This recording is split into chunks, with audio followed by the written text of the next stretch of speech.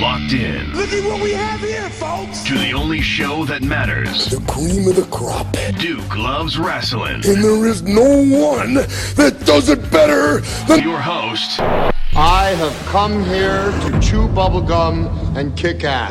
The Duke. And I'm all out of bubblegum.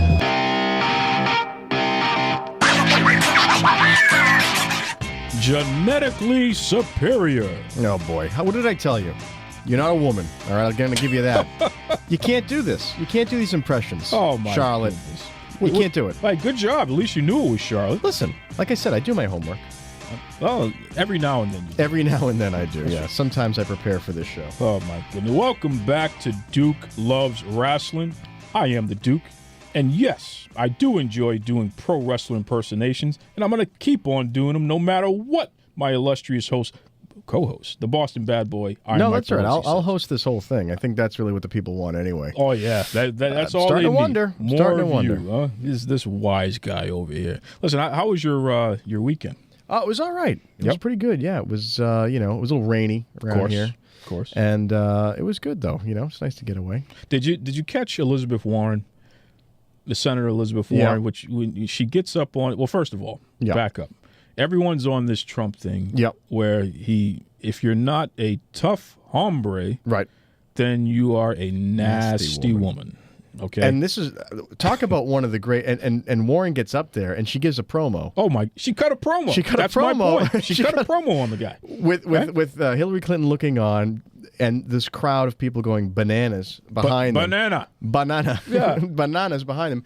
And she went after it. She cut a promo. She did. So what a great slogan. Dude. For a female wrestler. Why hasn't anyone thought of this? She says. Nasty woman. She's going to take her nasty feet. Yeah. And march down to the ballot box. That's right. And do her nasty vote. That's right. And vote him out of here. I mean, it just. It only would have been better as if they lowered Janet Jackson down to do the whole nasty yes. right, like to close it out. Can you listen? And I hope that at the inauguration, yes, when they get to bring, if Hillary Clinton wins, they do that because that would be hilarious. That would just be and that would just over be the top. just the mic drop, walk away moment. That's it. And it what kills me though, it got me thinking. Yeah, the Dusty Rhodes Hard Times promo, right? Right. So which one is better? And folks, head over to Duke Loves Wrestling on Twitter. We're going to put up a poll. Do you feel the Dusty Rhodes Hard Times promo was a better promo, or is it the Elizabeth Warren nasty woman promo? All right? Well, someone needs to take the Elizabeth Warren, recut it, and put her in front of a backdrop and a real WWE, like do it all up. Actually, I'm sending that out as a request. You should. Because I don't have the time to do it. I'm an ideasman. And you know what? Elizabeth Warren cuts a better promo than that Roman Reigns. And I'm more afraid of her. Oh, you should be. Yeah. Because she probably knows what's in my bank account and how if I'm spending it unwisely. Yeah. She would just give me some lecture about how fiscal responsibility, and then she would just she'd promo me. Get right in your face. Right in my face. Absolutely. And it just goes to show, folks, the Boston Bad Boy, I mean, he was saying that Vince McMahon is really secretly pulling the puppet strings behind this 2016 presidential election. I'm starting to wonder about this after that Elizabeth Warren promo. That just. I mean, are these people going? Are they going to the best to learn how to do this stuff? They must be. They see. Well, you know what? This has turned into a circus. Who can handle the circus? That's right. Who knows how to run a circus? Vince McMahon. Vince McMahon. Vince McMahon. It's the truth. I rest my case. It's the truth. Listen, folks, we have a set of your user-submitted questions, a.k.a. Ask Duke. We also have our friend, the trainer of champions, Rudy Boy Gonzalez. He's back to discuss cage matches, life lessons passed down through pro wrestling, and his special relationship. This is breaking news. His special relationship with Lucha Underground. Hopefully he gives us some exclusive here because I'm telling you. He's the man that knows. He is. He's Rudy Boy Gonzalez. And for Run the Ropes, we have a really special guest join us in a few minutes. I think you folks are going to like this one. But before we get to any of that, folks, with the holiday season approaching, and I know that the Boston Bad Boy, he's already thinking about gifts that he needs to get various people. You know me, I do all my Christmas shopping in September. Yeah. Well, it's easy to do Christmas shopping when you give everyone lumps of coal. That's right. That's right. And my heart grew 3 sizes bigger that day. That's right. Well, hey, for all of you who are going to buy real gifts, please don't forget to check out brothersartisanoil.com. That's right, brothersartisanoil.com. They're all-natural products that are made in the USA. They're great for moisturizing the skin underneath the beard and reducing beard scruff. Right. That's important. It is. It's important for relations. Hey. Interpersonal relations. Allow them to get closer to you. That's right. Why push them away? No, you don't give them an excuse. Especially with the scruff. Come on. Right. Just don't give them any excuse to move away from you. That's right. Let them come in. Barry White, let them come in. Invite them in. That's right. That's right. So, hey, be like the Boston Bad Boy and the Duke. Head over to brothersartisanoil.com. That's right, brothersartisanoil.com. Your one-stop shop for all your beard, face, and head grooming needs. Enjoy.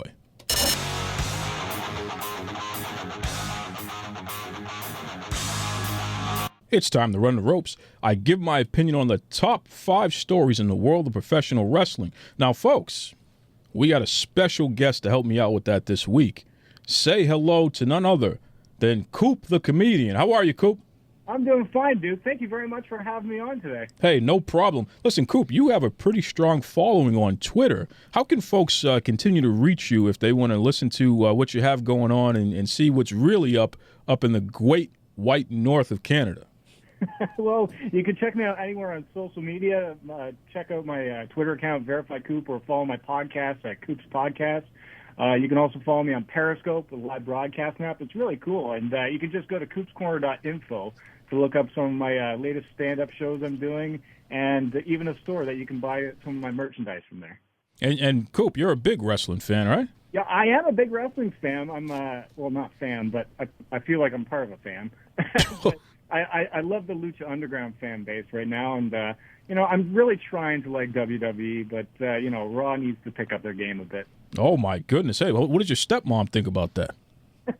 She wouldn't let me watch it, so I have to hide it from her. Oh, my God. Well, get your running shoes on, because it's time, my man, to run the ropes. WrestleStar 3 is only a few weeks away.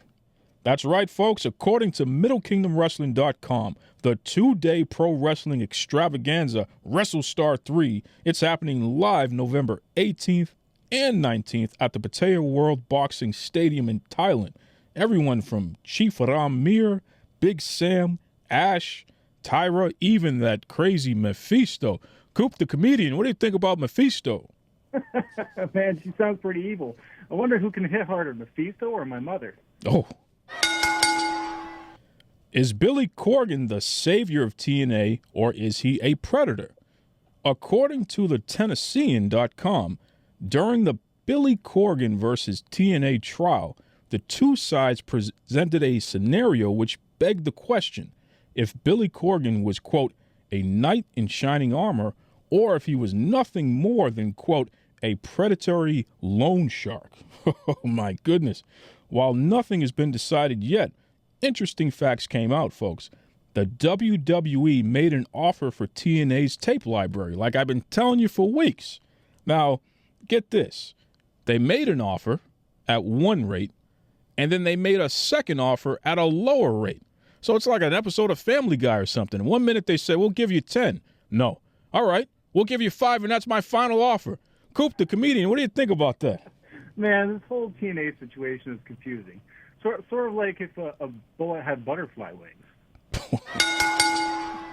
James Ellsworth cost Dean Ambrose a title shot. That's right, folks. The guy that JBL says looks like a turtle without a shell. That no-good James Ellsworth was in the corner of that punk Dean Ambrose this past Tuesday on SmackDown Live. He had a match with AJ Styles. Now listen to this. It was a non-title match, but if Ambrose would have won, he would have a shot at AJ Styles during a future episode. Well, just when Ambrose was about to defeat AJ Styles, that no-good James Ellsworth super kicked AJ, which forced the ref to call the bell and disqualify Ambrose. Needless to say, Ambrose was not happy with Ellsworth. Were you happy with him? Oh, man. Do you like the Wizard of Oz, Duke? Oh, yeah, of course. Because it seems like he's not just missing a chin, but it seems he's also missing a brain, too. A new pro wrestling streaming service that will rival the WWE Network? That's right, folks. FlowSports.tv reports that their newly developed FlowSlam.tv has reached an agreement and signed an exclusive 5-year streaming deal with the World Wrestling Network Live. Okay? They own Evolve, they own the women's promotion Shine, and they also own Full Impact Pro. So they're going to be the exclusive home for these independent pro wrestling federations. What does this mean? Well, the WWE Network has some competition now, but bear in mind, the WWE is an investor in this. Hey, I'm only going to watch it if they have Flo from the commercials from Progressive host every match, and she's the final word. Well, are you going to watch that, Coop? Oh, I'll probably tune into it. It'll probably cost me an extra $9.99 though. Oh. WWE Hell in a Cell is live this Sunday on the WWE Network. It's going to be coming from the TD Boston Garden. Now, there are 3 main events of the evening. We got Rusev versus Roman Reigns for the U.S. Championship. What do you think of that, Coop? Hopefully for the last time. Kevin Owens versus Seth Rollins for the Universal Championship. I think whoever wins this, I'm still going to blame Rollins. And Sasha Banks versus Charlotte for the Women's Championship. Woo! Coop, tell the truth here, okay? When it comes to the toughest woman on the planet, we have Mephisto and we have your stepmom. Who's the toughest? It's a tough topic, but they would make quite a tag team if they teamed up against each other. Oh, my goodness. Oh, my. Well, hopefully your stepmom is not trying to bite people like Mephisto does. No, but she doesn't like the smell of garlic, so it has me convinced that she must be a vampire. Oh, goodness. Coop the Comedian, folks, joining us for Run the Ropes, and that does it there. You can head over to Facebook or Twitter. Let me know. What do you think? Do you agree? Do you disagree? Do you think I'm a fool? Do you think I'm right? Facebook and Twitter at Duke Loves Rasslin. Up next, we have the trainer of champions, Rudy Boy Gonzalez. This is Alexa. And this is Brianna. And we're Sugar and Spice. And you're listening to Duke Loves Wrestling. Rudy, you're a guy who has wrestled in all of the different territories of the past 20 years, 20-plus years, really. I mean, you were in the NWA, WWE, WCW. You even had a stint over in TNA. When it comes to the steel cage, what is the significance of a steel cage match in pro wrestling? A steel cage match is just well, in my day, it was you were just at the point where you just wanted to beat the hell out of the guy, and you wanted to get him one-on-one, and you didn't want any outside interference, and you just wanted to get your hands on that guy and just beat him. Now it's a little bit different. It's a steel cage, and it's used as something that the guys or girls, whoever, can jump off of, I guess. And, it's just not as, to me, it's just not as brutal as it used to be. Have we been desensitized to the significance of the steel cage? Yes, very much. Yeah. I mean, you can, and it's not. Let me take that back, kind of, because a lot of guys, I guess rightfully so, what they see on WWE TV is wrestling, and it's not. It's a watered down, entertaining type of whatever, and so that's why they do the stuff that they do, and storylines and what have you, and it's not what it. Like a steel cage, I expect to see a lot of blood. That's right. That's right. And I expect to see. I mean, you pull up the old pictures from Bill Apter and or Wrestling Illustrated, whatever. I mean, Ric Flair was in a cage with, I think, Dusty Rhodes, and he was a bloody mess. Oh, my good. Like a stuck pig. He was bleeding like a stuck pig. Oh, man. I mean, all those guys, Magnum T, all those guys, they had steel cage matches, and they were, it was nasty. I did a couple of matches, refereed a couple of matches, and it was nasty. It wasn't nothing like it is now. Now the guys have a steel cage. As a matter of fact, one time, and this is going into another story kind of, but I refereed a match with Scott Casey and Chris Adams. Ooh. And there was some political stuff going on, in the back, behind the scenes and whatever. And there was no blood. And it was in Corpus Christi, Texas. And the place, when the match finally ended with a pinfall, the place was silent. There was no blood. They basically killed the town. Exactly. That's what the purpose was. Yeah. So exactly what the purpose was. The fans showed up to this match. Gentleman Chris Adams, right, with the rough and tough guy who has a martial arts background, and then you have Scott Casey, who is the pretty boy and what have you there as well. They were going to beat the heck out of each other, limb from limb, in this steel cage. You're going to see blood. You're going to see guts. You're going to see the whole 9 yards here. And then these guys don't do any of that stuff. Who's going to show up the next time and pay money to see a match? Like, they don't believe you anymore. Exactly. Wow. And the following show, we ran Corpus every Thursday. The following show, the crowd dropped. Wow. And it was even worse because both guys did promos and stuff and interviews. I'm going to get you. I'm going to tear your face off. I'm going to rub your face across that cage. I'm going to leave you, and then they did nothing. They did none of that stuff. Wow. That's terrible. Yeah. Has the steel cage gone from being something that was this amazing force of that you can use to really destroy your opponent to just being another prop now? Yeah, that's all it is now. And that's WWE stuff. That's that's WWE stuff. On the independent side, there are some promotions like I did a show for NWA Anarchy years ago. They had I forgot what it's called, but they had a cage match, and it was a bloodbath. And I just like, holy cow! It was like old school. This was just a few years ago. It was like old school type. It was a guy named Iceberg, big heavyset guy, and I mean they just went at it, and and that's how it's supposed to be. I agree. But just like you said, now it's just a prop. It's a Hell in the Cell, and the girls are, not, I don't know why I said girls, but the participants are, I'll meet you in Hell in the Cell, and I'll, you got it. Back then it was like, the way it should be is, we're going to have a cage match. And the other guy, the bad guy, should be scared shitless. No, I'm not getting in the cage with you. There's no way you're going to do that. Or, I'm going to get you by myself. I'm going to make sure none of your buddies are with you. We're going to be in a cage. No, you can't do that. I need my, the Freebirds were a good example.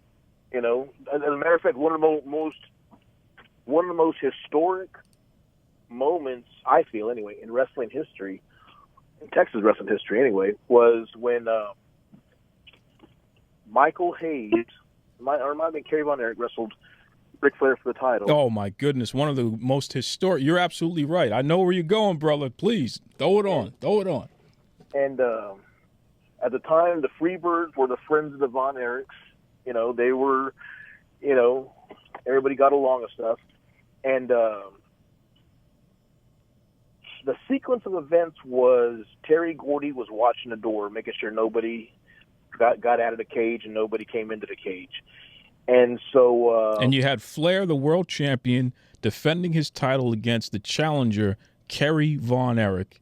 Yes. And who was a special guest referee? Michael Hayes. Freebird Michael Hayes, that's right.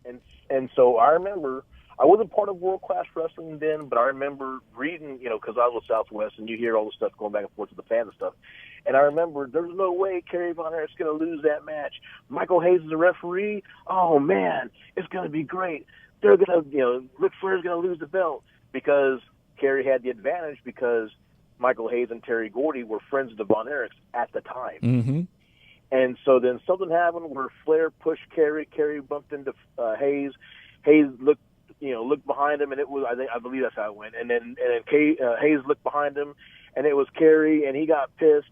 And then Kerry tried to somehow get out the cage door, and Terry Gordy was pissed because he pushed Michael Hayes, and he slammed the gate on Kerry Von Erich, and that started the biggest feud, the biggest Von Erich feud. I mean, I'm probably the biggest feud in Texas wrestling, and one of the biggest feuds probably in the wrestling business. Absolutely. They drew money all over the place with that feud, and this one event really is what sparked it.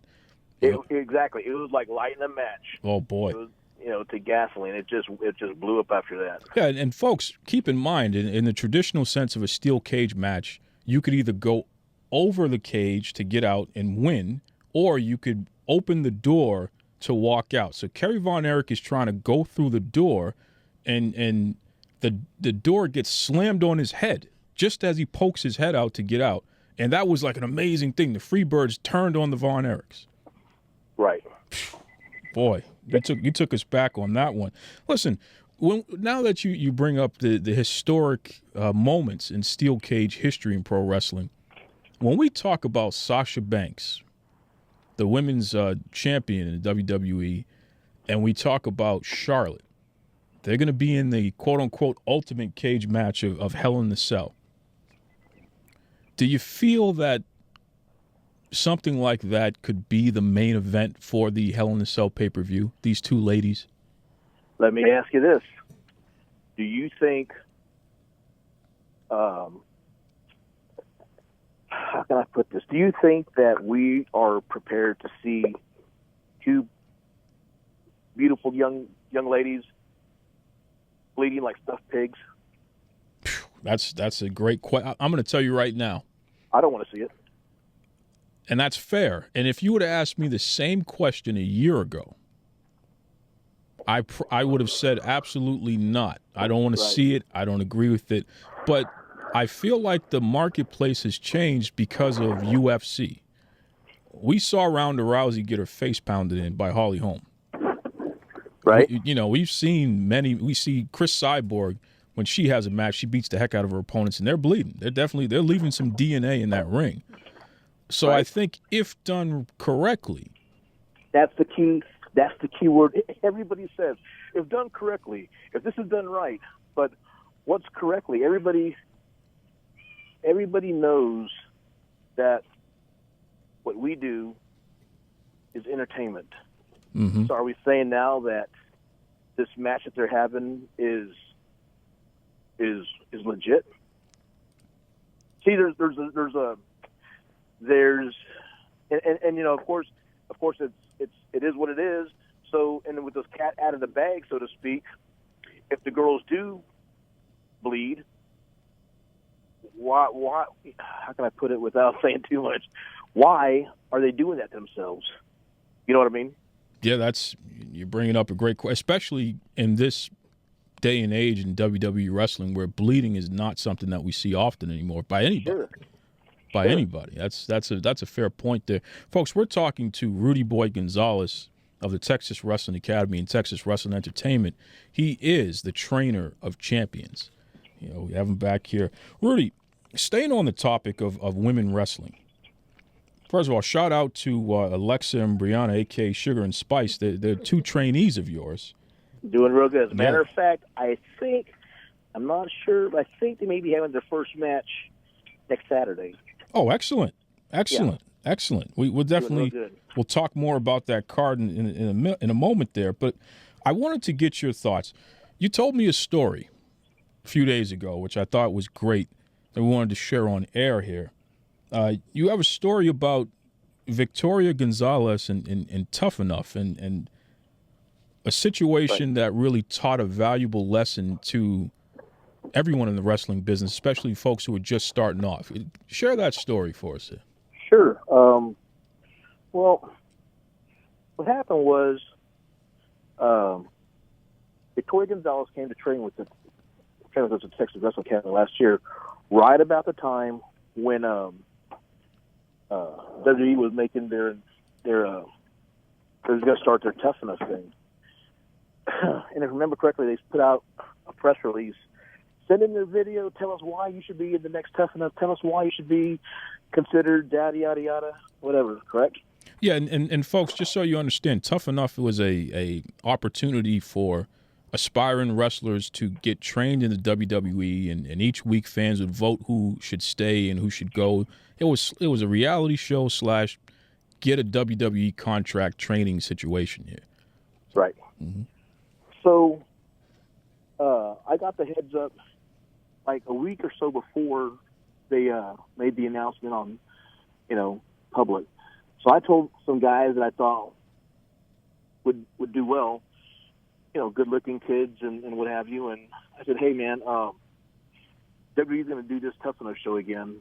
And they want guys this time to send in the video.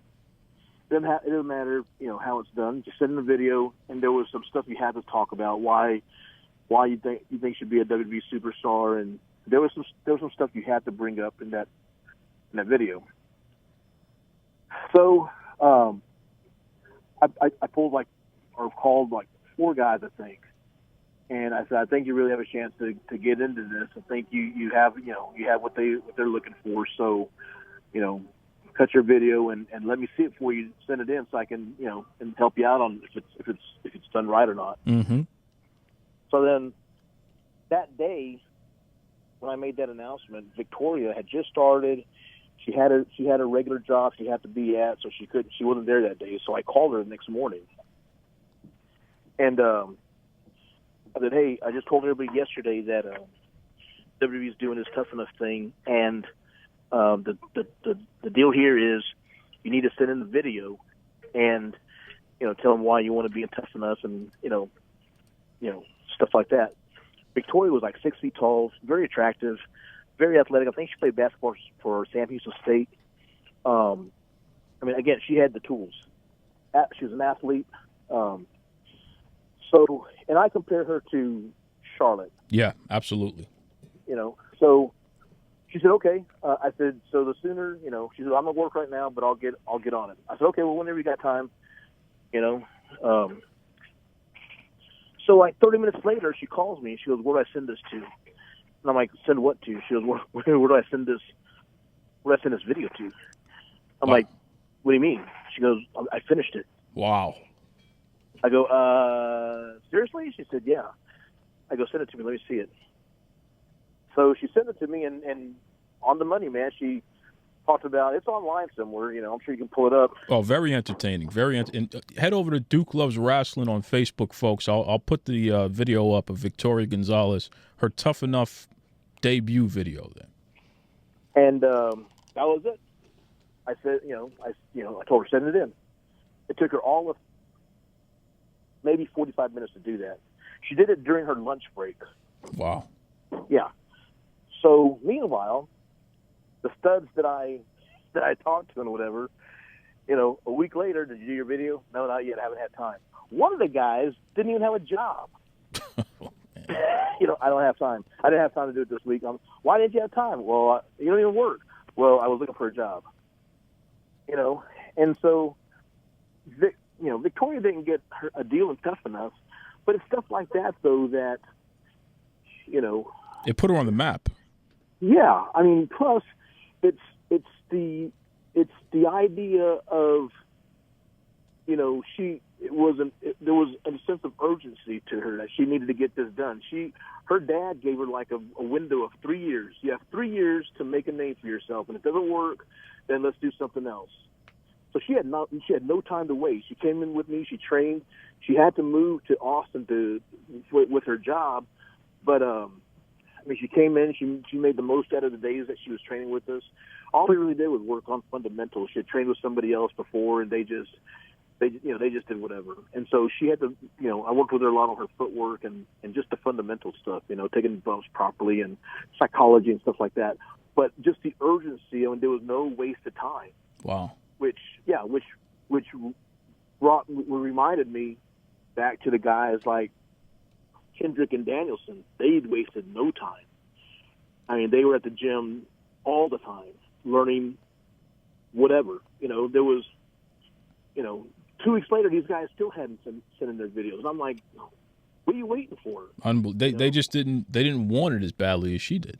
That's exactly what it is, And even though I get a lot of guys say, well, I'm passionate about this. I'm passionate about yada, yada, yada.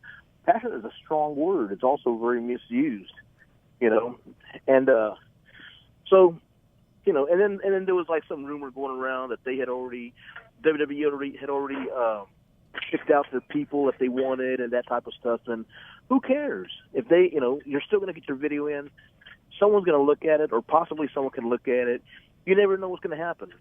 Well, you know, that was some great advice. And look at her now. Although she wasn't selected for Tough Enough, Victoria, it allowed her to get seen.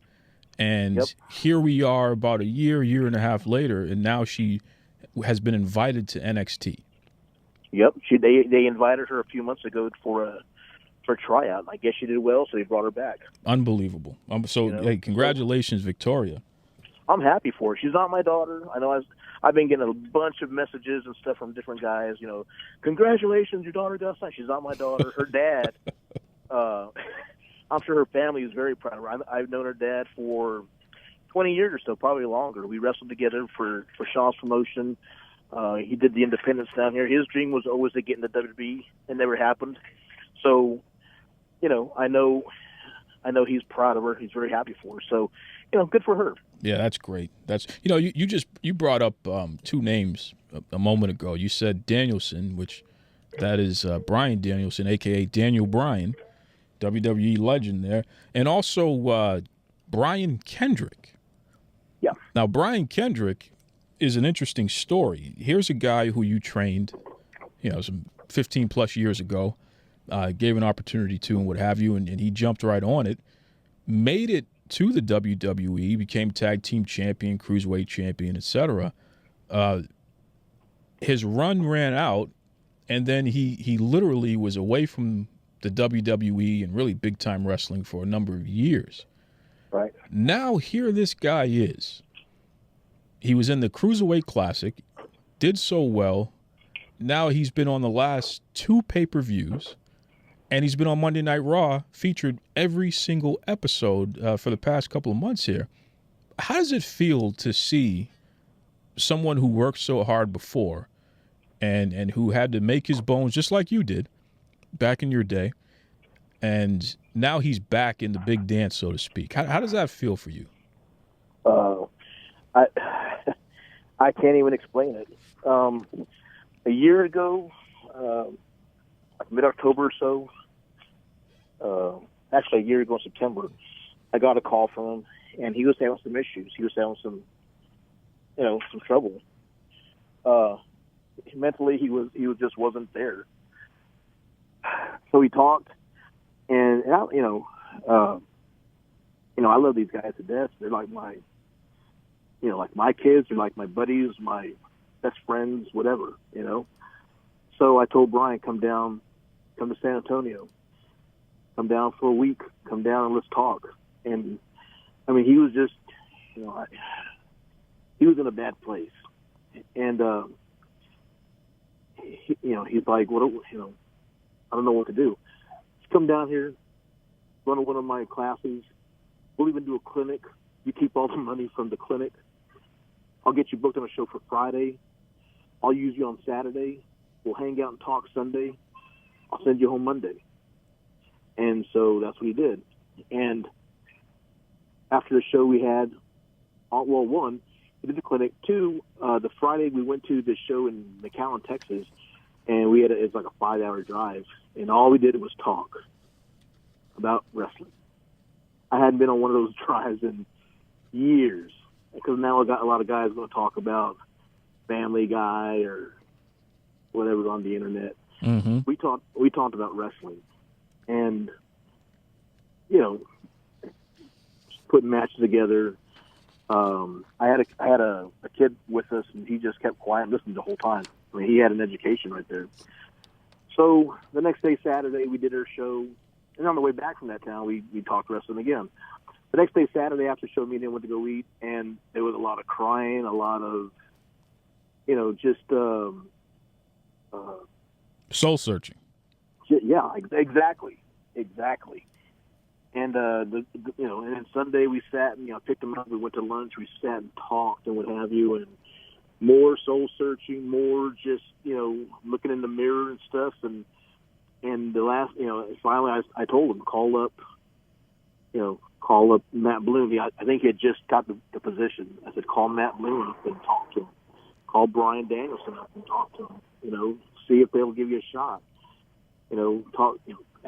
Talk to Sean if you want. If this is what you want to do, then you've got to, clean up your act, because he had some issues, you got to clean up your act, and you got to go back into this just like when you first started.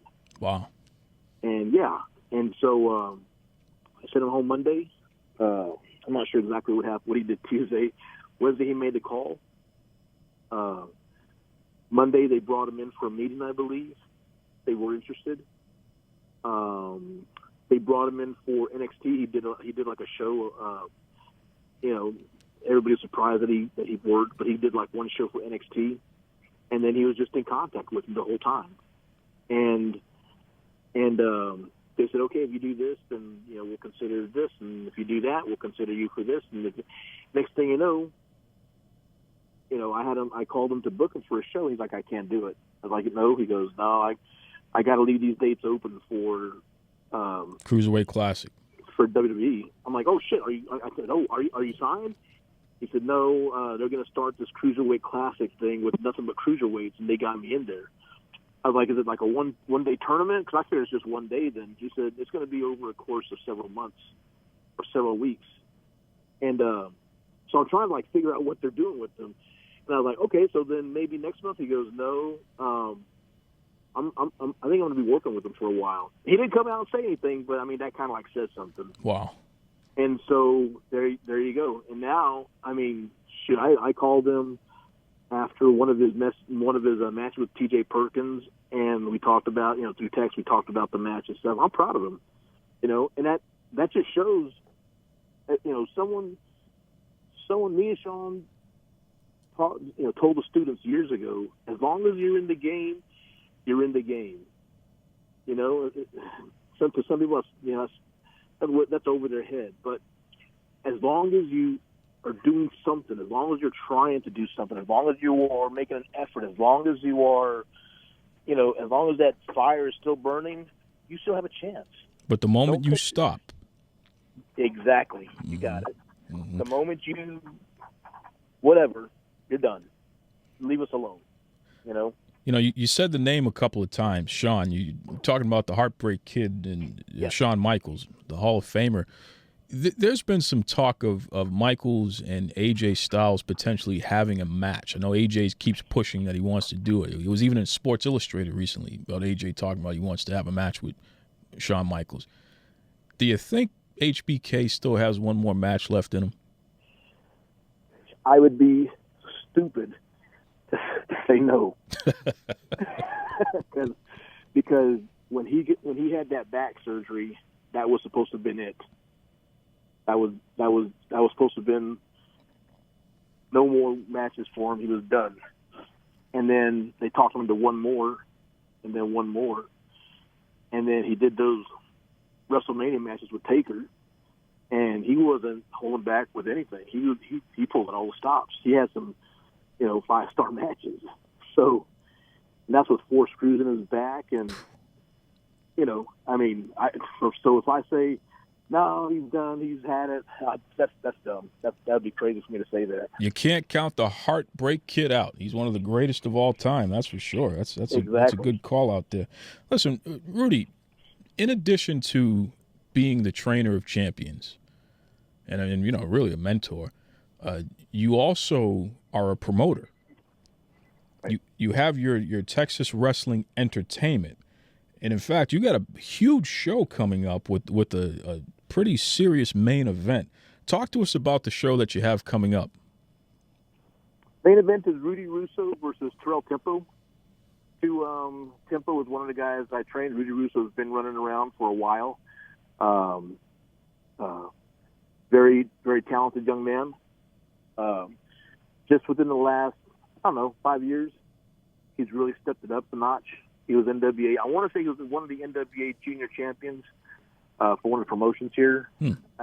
But very talented, very capable of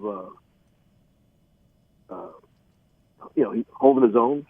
Terrell Tempo is, I trained him, very athletic, very charismatic. He has the look. He has all the tools. He just needs a little maturity, those two together, it's for the Texas title. which we just put together again. I had one. We had a Texas champion who Brian Danielson was champion of at one point, and so was AJ Styles at one point. So we'll see what happens. I expect a lot of good things from both those guys. Well, those guys, they're going to have what we used to call a Pier 6 brawl, because I know they can both go in the ring there. Now, what's the date on that, and where is it going to be? November 5th at the Good Shepherd Lutheran Gym here in San Antonio, Texas. That's right. 1630 Goliad Road. And if folks want to get ticket information or anything like that, where can they go for that? Tickets are on sale at the door. I don't do like the pre-sale stuff or whatever. They're on the door. They're on sale at the door, and it's general admission. Kids are $5, adults are $7. I keep the tickets affordable. I want everybody to come out and have a good time. That's great stuff. That's great. And you said that we may have the debut match for Sugar and Spice. Sugar, they're working at it. They've been hounding me about, starting to do events. They see the stuff that some of the other guys and girls do, and they're hungry. I think they will. Yeah, I think I know. They were on your show not too long ago. They sure were. They're good kids. They work hard. They're struggling just like everybody else. But as far as the stuff in the ring is concerned, man, they put forth 110% effort. I'm proud of those two also. Well, we can't wait to hear about this debut of Sugar and Spice. That'll be great. And also that main event that you have, that's something else, man. Now, Rudy, you have a special relationship that we keep hearing about on the internet. There's talk going around that Rudy Boy Gonzalez and Texas Wrestling Entertainment may have something going on with Lucha Underground. Can you set the record straight once and for all? Is this true? Lucha Underground is getting ready to explode on the scene. I mean, they're doing well with the Ray Network stuff and all that, but they're getting ready to do some other stuff. Big. I think they just made an announcement that they're going to start appearing on TV in Germany with TBS, I think, or something. Wow. Yeah. My part at this point is I'm helping with the events, helping with the ring, whatever else they need, whatever else they need done. It's a small role. I mean, I'm not on their payroll or anything like that. But hopefully one day I will be. Well, that's big news. Rudy Boy Gonzalez is going to be involved with Lucha Underground. That's going to be something else. I mean, when Lucha Underground and the trainer of champions doing any kind of business together, no matter what it is, that's a pretty good combination. Well, to be honest with you, I see those guys that are on their roster, and I'm beyond humbled. I mean, they have some really, really, really, really, really, really great athletes, and on my end, I'm just happy to be. I was called by Marty Elias, the referee, to bring the ring in, and that's what I do. And I'm honored, beyond honored, to be part of that promotion in any way, shape, or form. If they ask me to come sweep the ring for them, I'm there. I think that's one of those companies that's. I think they're one of those companies that's. If WWE doesn't meet your appetite, these guys sure will. I mean, the effort's there. Yeah, they're totally different from what WWE's presenting, which is why Lucha Underground is creating so much buzz. It's really, in a lot of ways, a different product. Yeah. Which is a good thing. Exactly. And that's what I think, anyway. That is what needs to be done. There's so many, even indie promotions are trying to copy WWE, but there's only one WWE. There's only one Vince McMahon. That's right. Why no matter what you do, if you do a show and you have a big jumbotron sitting there by the entrance, the first thing anyone's going to compare you to is Raw or SmackDown. Mm-hmm. I don't want to be compared to anybody. I want to be my own deal. That's right. That's right. And so Lucha Underground, it's not American wrestling, but they have American talent. they're, like TNA, they picked up some guys that were released from WWE, but they're using them in a different capacity than WWE. Like TNA was using, Kurt Angle as the Olympic wrestler. WWE did the same thing. They're just using guys in a completely different way than what they were on the other promotion. That's right. And so they're making themselves like a little niche. It's an alternative. That's correct, brother. Sure, alternative in every sense of the word. Mm-hmm. Now, but before I let you go, Rudy, because I know that you're a really busy man. You got a special lady in your life. You got a special. Yeah. What's your lady's name? Micah. Micah. You got Micah in your life there, and I know that. Now, folks, I'm sorry, I'm going to have to break kayfabe, so to speak here.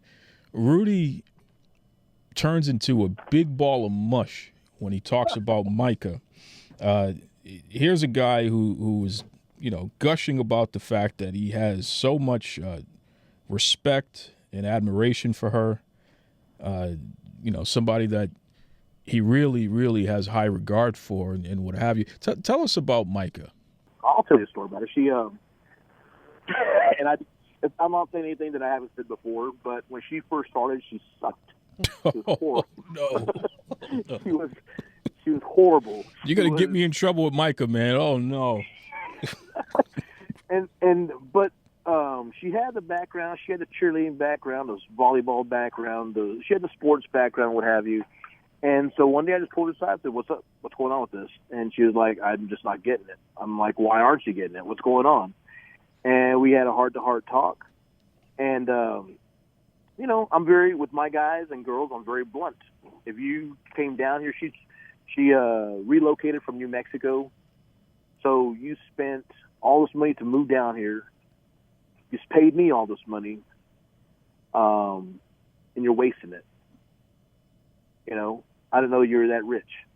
You're wasting your time.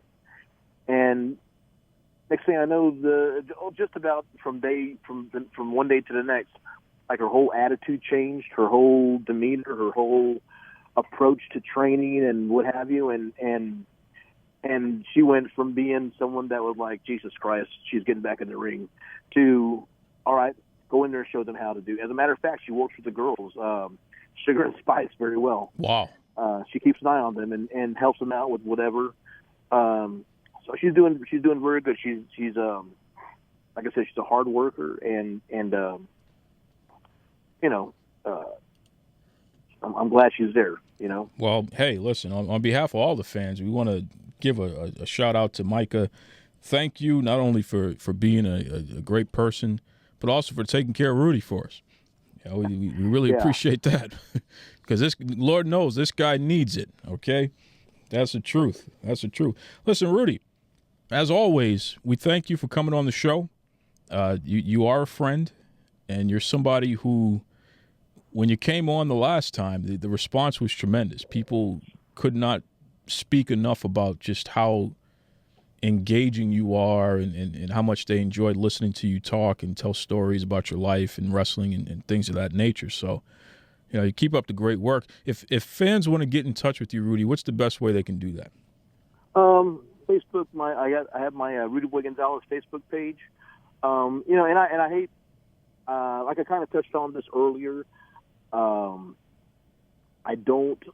like the old school guy. I try and keep, even though everybody says the cat's out of the bag, Rudy, I still try and keep the wrestling secrets as a secret, even though they're not secret no more.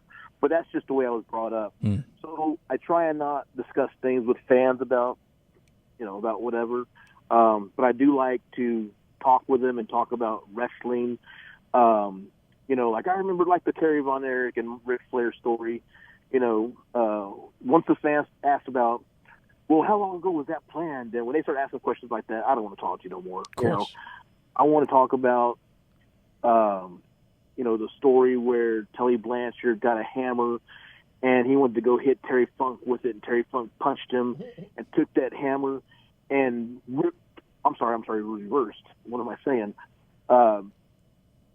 Tully got the hammer and ripped Terry Funk's ear off with the claw part of the hammer. Oh my goodness, I never heard that before.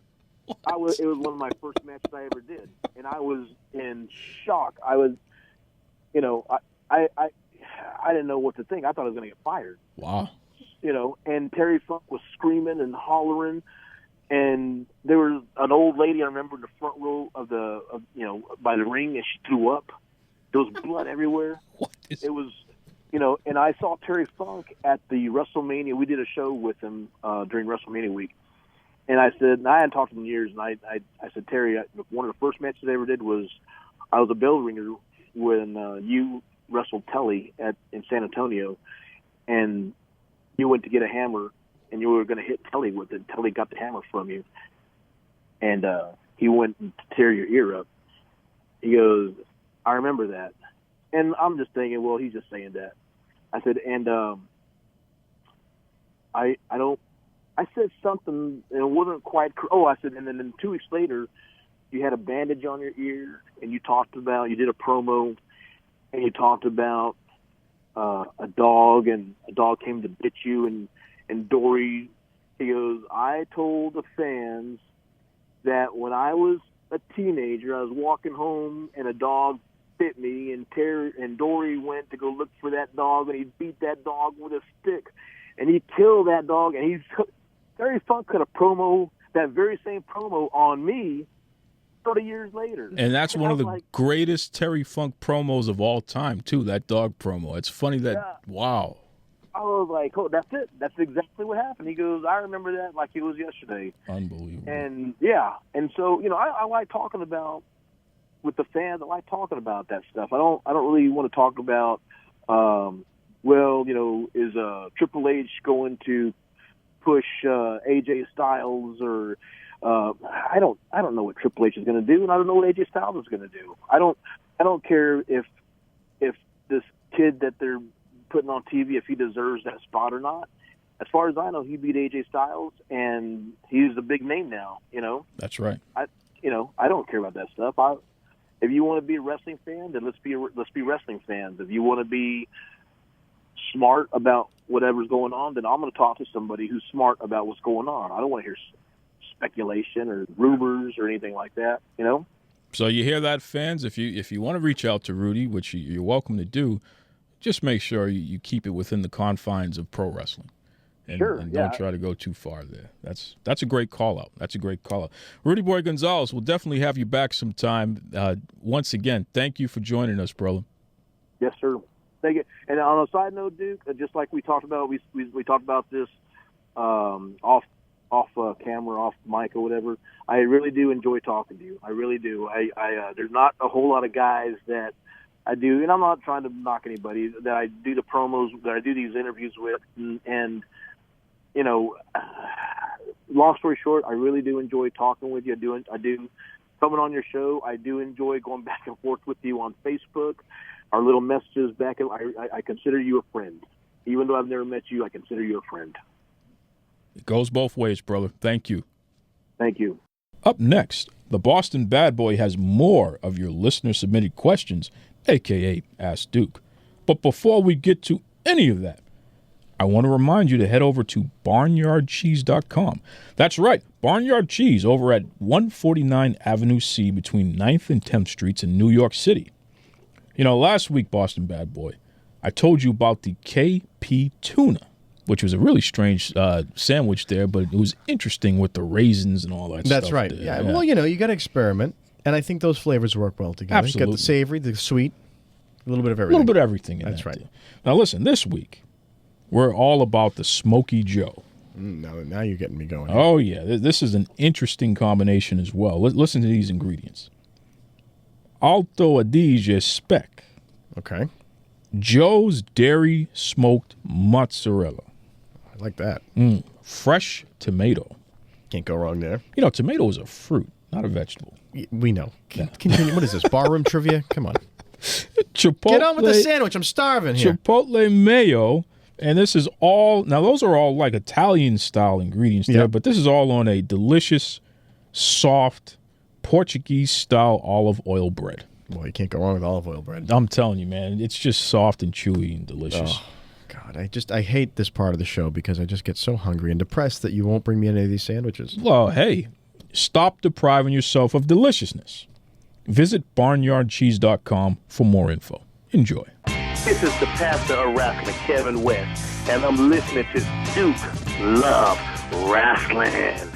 How cool was that talking to Rudy again? I'm telling you, we knew he was going to drop some exclusive on us. That was huge, man. And he's just such a genuine guy too. I just like listening to his stories. I mean, he'll be like, "Oh, I remember that time," and you're like, "What? The guy got hit with a hammer, and you're just now remembering that?" That's what I know, right? 20 minutes into our conversation, the guy got hit with a hammer, and his ear got torn off, right. and then you just throw that out there casually. I mean, imagine all the stories that we got to get down there and visit him. And please, absolutely, and pull all his good stuff. You know what's interesting? Rudy, he still looks so great, man.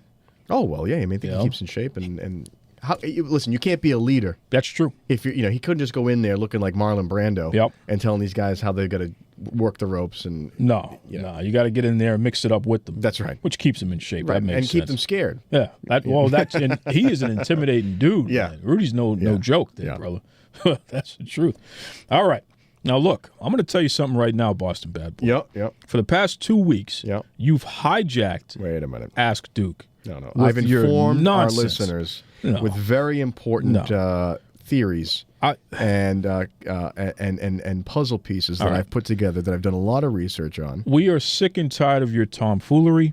The listeners have made it clear that they want their I have not yet begun to be foolish. Oh, yeah, right. They want their questions to be read on the show. So I'm stopping this nonsense right now. I'm putting my foot down, Jack. I still have my question, though. Well, fine. You can still do your question at the end, but throw us a couple of fan-submitted questions, please. Well, you know my problem with the fan-submitted questions, these fans and their crazy names. It drives me up a wall. That's like it's what? like, what am I? Scooby-Doo mysteries. I mean, are these? Am I talking to a computer? Are these computer-generated questions, like random letters got put together? Look, man, these random name generator. These literally are real fans who listen to the show. Me. You can look there on the Twitter. They comment and they throw it out there. I'm going to do some research on that. Yeah, please. All right, so let's see. Let's go through and pull out the first question. Here we go. Okay, hang on. Here we are. All right, first question comes from Dingo. Now wait, let me stop you here. Dingo is a huge fan of the show. In Australia? Well, I know, right? Yeah. No, that's where he's from. Australia. Dingo's favorite wrestler, and he's inspired by the Ultimate Warrior. Well, as most of us were in our childhoods as well. Of course. Now, what's funny about Dingo, though, is that Conrad Thompson, who was the co-host of the Ric Flair show. Yep. Shout out to Conrad Thompson. He follows us on Twitter, and I know he listens to the show. Hey, Conrad. Conrad Thompson actually blocked Dingo on Twitter because I guess Dingo was a little overzealous with him. Oh, well, you know what? Dingo might be walking right down that road with me with this name because I have the power to do that. But listen to this, though. Conrad had a meet and greet with another guy, Bruce Pritchard, who he's a co-host of the Bruce Pritchard Show, too. Sure. And because Dingo showed up at the meet and greet, oh no, they made him purchase a shirt. Okay. Because Dingo purchased a shirt, Conrad unblocked him on Twitter. Listen, sometimes you can buy your way back into people's good graces. That's exactly This is exactly why we do this show from an undisclosed secret bunker. Yes. Because we don't need crazy people like Dingo. Oh, stop it. Listen, we're going to get Dingo on the show at some point and just hear what he has to say you might on the have mic. to find another co-host. So you're going to talk to your buddy Conrad. Maybe he can jump in my seat. Yeah. I will say, though, Dingo actually has a timely question after talking to Rudy. So here's the question. Okay. Will the WWE ever, in our lifetime, return to a more realistic kayfabe, like unpredictable, edge of your seat, can't wait till Monday product again? And that goes back to what Rudy was saying about the steel cages, maybe losing a bit in their potency. Okay. Well, that's a great question. I don't know. Of course not. You stumped me on this one. I'm going to jump in because you have obviously, and the answer is no. Too much money involved. No, you stop it. Too much money involved. Stop it. Their assets, who are their players, who are their athletes, they can't risk it. Well, that's one thought. That's the thought. I think that the WWE really needs to take a step back. The problem is we're outsmarting ourselves recently with every turn here. They're trying to do too much. I'll give a prime example. They're hyping the Hell in the Cell event that's coming up this Sunday live on the WWE Network. You have Charlotte and you have Sasha Banks in the ring. And Mick Foley, the general manager of Raw, he comes out and he cuts this promo and he's shaking and he's telling them how the Hell in a Cell is the most dangerous match ever and how they need to understand that it costs him his career and he's all banged up and he can't walk straight because he had that match. So they have to really think about if they want to be involved in something like this. And I'm sitting there thinking to myself, there are 3 Hell in a Cell matches. In one night. And instead of talking to all 6 competitors who are going to compose the 3 matches, you're only talking to the women. So what is that? Why are you only telling the women about how dangerous this is going to be? And furthermore, if you would have just put those 2 ladies in the ring with each other, and Rudy was talking about it earlier, and just let them try to rip each other apart, and you got to separate them, and it's like, folks, they can't even be in the same space with each other. Right. This is why you got to tune into the pay-per-view. And put them in a We're going ring. to lock them in a cage, and because they're going to kill each other unless we put them in a cage and have a once-and-for-all deal. No, they got Foley cutting a stupid promo that made no sense, and the women, you know, they really weren't into it, and the fans weren't into it. The WWE outsmarted themselves with this when they could have just kept it simple and just had 2 people with a problem with each other trying to beat each other up. 2 things. One, that leads to something I've been thinking about, which I'll get to later. And second, oh boy, that didn't answer his question at all. So moving on. The answer to the question is, I think it can go back if they just get smart about it. And I think they've got too much invested, Dingo, and hopefully a dingo doesn't eat your baby. Oh, okay. The next question comes from Stannis the what cat. Baby? Stannis the cat. Uh-oh. Stannis. Now, only someone, and I'm guessing here, and you tell me if I'm wrong, only someone, I don't know, British would name their cat Stannis. I don't know. Stannis is an interesting name. Stannis is not even a name you would give to, Stannis is a name you'd give to your butler if it was like Downton Abbey. Stannis. Yeah, exactly. You'd say, Stannis, fetch me some poor people to shine my shoes. Of course. And then in a funny way, you'd name your cat Stannis, which wouldn't, does the cat have a monocle? Well, look, he probably does. He should. If he's named Stannis, he should. Well, he sends us he's not messages. living. He listens to the show. That's pretty cool. Yeah, and we like the cats, Animal Kingdom. Sure. Yeah, and they're just typing with those little paws. That's right. All right. So this question, here we go. Can I get, and this is Stannis the cat? Can I get New Day cereal Booty-O's here in the UK? Booty-O's. Is this a real thing that I've missed? This is a real thing. How did I miss So this? the New Day has their own line of cereal called Booty-O's. You eat them so you don't become booty. Something like that. Or you don't eat them, you don't become. So booty's bad? Booty is bad. When you say that's booty, that means that's no good. I'm a little out on that. You know, the Boston Bad Boy's not hip. No, absolutely not. See, I am a Raisin Bran. Oh. I am a Cheerios. Are they like Cheerios? We're going to get you some Booty-O's. They're better than Cheerios. Get me some, and we'll do a taste test live on the podcast. Sure. And I'll wax poetic about Booty-O's. Booty-O's is like what's good about Cheerios and what's good about Lucky Charms, which is just the marshmallows. See, I was disgusted by anything with marshmallow in it as a kid. Couldn't eat any of those cereals. You're gonna love Booty-O's, though. I'm telling you. But I'll try for the sake of the show. Yeah. And shout out to Kofi Kingston, who's part of the New Day, and he's from Cambridge, Massachusetts. What's up, Kofi? That's right. You're not going to get any free Booty-O's out of it. Well, I'm trying. You can get as many shout-outs as you want. I want to get him to Stannis the cat. I'm going to go through here and get another question from somebody. Well, Stannis, let me answer the question. Unfortunately, you cannot get Booty-O's in the UK. I do know for a fact that WWE Shop, I think they have www.shop.europe.com. They'll send you all the merchandise in the world, but they're not going to send you the food products. So, unfortunately, sorry, no treats for the cat. Does this, this could open up a little operation for us here. I'm telling you. Getting Booty-O's to the UK. Hey, that's kind of black market, though. Well, it's just, we're fulfilling a need. Okay. You've been hanging out with Lavelle Porter from Remember Hit Record too long doing this nonsense you're talking about here. All right, I'm going to find somebody. All right, here we go. Finally. This next question comes from someone named Karen. Karen what? Doesn't matter. Karen, normal human name. Oh, normal human name. Finally, someone who I might think is actually a human being. She's not playing along. What is it? She doesn't have a moniker? She's playing just Karen? along. No, she's. You know what? This is wrestling. She's going to get her question read in a very clear and concise manner by me. I don't know how I feel about her Karen. question is I'm going to make sure you answer her question because she went through the trouble of having a normal name for once. My goodness. Please, Karen, you think you're so hot and bad there. You don't have to get a cool name like everybody else. You just want to be Karen. I know a lot of hot Karens, I'll tell you that. Oh, well, she could be one too. I don't know. All right. See? You never let me know these things. Hey. All right, Karen asks, does anyone else agree that SmackDown Live could use Carmella in a different way instead of attacking Nikki from behind all the time? Also, Carmella isn't that good on mic as Enzo.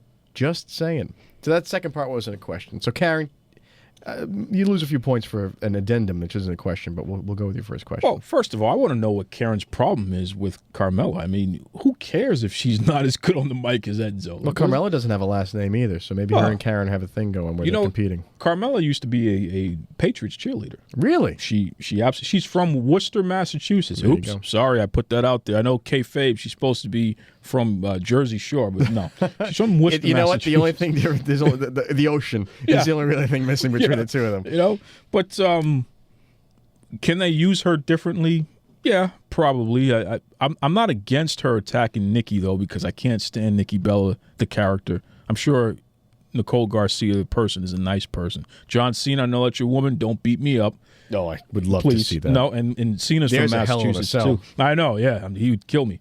But no, I don't like Nikki Bella too much. So anybody beating up on her, it's like anybody beating up on Cena is always good. Beat up John Cena. So you're beat okay up with Nikki the sneak Bella. attack routine? I love the sneak attack routine, and plus it's allowing Carmella to get the rub from Nikki because Nikki is established.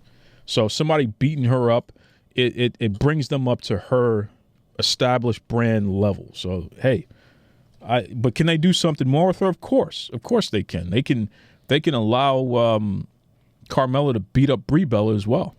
So, or bring her mom in there and beat her up too. Yeah, you really stretched your hey, imagination. so that's what one. it is. Jeez. Shout out to Carmella, the home girl. You know I appreciate you. Keep up the great work. Keep beating up those Bellas. Okay. That's right. All right, anyway, so enough with this foolishness. I've had enough. Again, I can get through about 2, and then I'm done. So now it's time for my question. Oh, my Buddha. Because I'm still Here we taking go. my time. Yeah. Because this is time owed to me. Owed to you. Yeah, this is your show.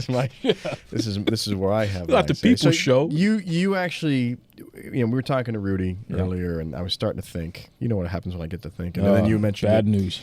This whole Hell in the Cell thing, and and this whole thing is that Charlotte and Sasha Banks are going to be featured as the main event in Hell in a Cell, which has now become a whole. It used to be a lead-up event to the Hell in the Cell, which was like, oh my God, I can't believe what I'm going to see here. Now there's 3 of them in one night, so there, not so special anymore.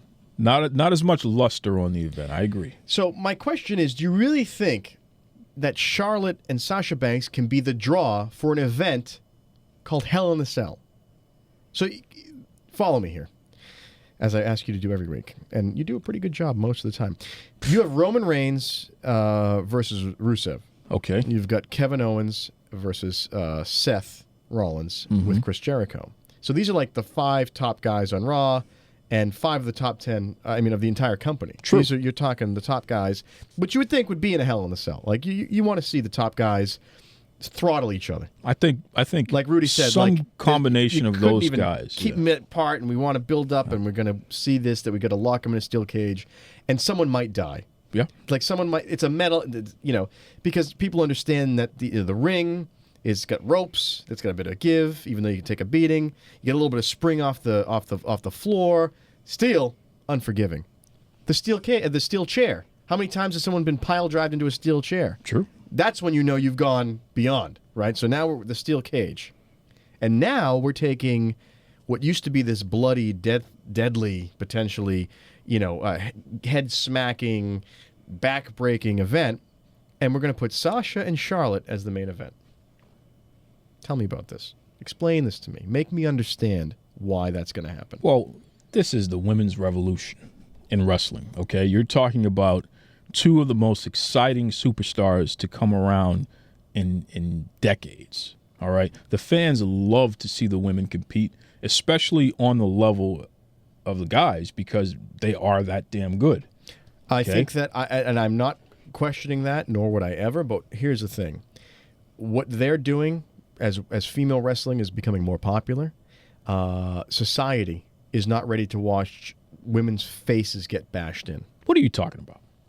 First of all, women's faces get bashed in, and I mentioned it earlier. We have UFC, okay, Ultimate Fighting Championship, which is mixed martial arts. Yep. Women get beat up all the time. We saw Ronda Rousey There is get a difference. knocked out. There is a difference. Okay, there is a difference, and especially in the way that the WWE has been using women athletes within the company so far as more of looks. We're just going to come out and say it because they have flashy. But this is gimmicks. the revolution, though. Right. We're in the midst of the revolution, though. They may be going faster than people can accept. Because listen, Ronda Rousey and them.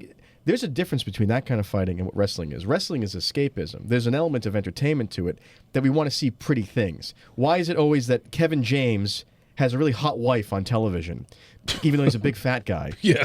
Why does he? Because it's pleasant. And every guy wants to imagine themselves being the dumpy guy with the hot wife, right? So when you watch wrestling, you want to see the hot, athletic women doing cool stuff and a bit tough. But you don't want to see, like, their teeth getting knocked out. Why not? I certainly don't. Well, listen, anything a man can do, they can do. I agree. It's not about what I would never tell them not to, and I would never say. Yeah, I would watch it most likely to see what was good, but we're not ready for this as a society. You're talking out of both sides of your mouth there. On one end, you agree and you admit that anything that a man can do, a woman can do. Just because they can do it, should they do it? Of course they should. They're athletes. They put their bodies on the line. They did the training just like everybody else. They've earned the right to go out there and compete at the highest level. The WWE has put them in an unfair advantage because I would think that their physical appearance is banked on more than their athletic ability within the WWE. Well, that's changing.